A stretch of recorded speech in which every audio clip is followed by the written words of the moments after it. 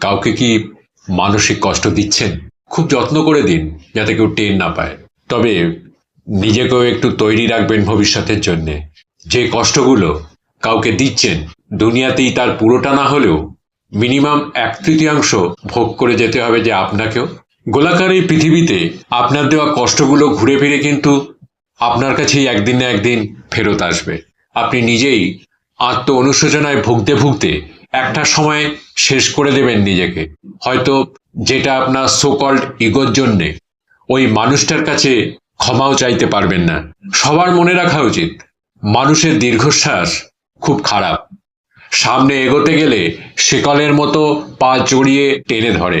ভালো থাকুক চারপাশের মানুষগুলো, ভালোবাসার, ঘৃণার, কাছের, দূরের সবাই ভালো থাকুক।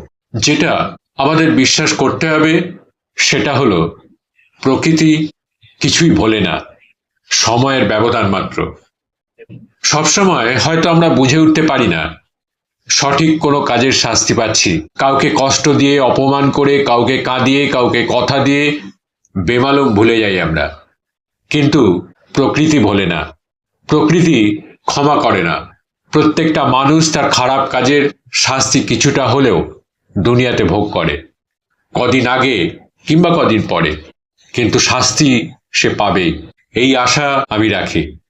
এমনকি এই মুহূর্তে আপনি যার সাথে ইচ্ছাকৃত অন্যায় করে নিজেকে জয়ী ভেবে বেশ ফুরফুরে মেজাজে আছেন, মনের আনন্দে ঘুরে বেড়াচ্ছেন, সে হয়তো প্রতিবাদ করবে না, কিন্তু তার নীরবতা, কষ্ট থেকে আসা দীর্ঘশ্বাস আপনার সাথে বোঝাপড়াটা সঠিক সময় করে নেবে।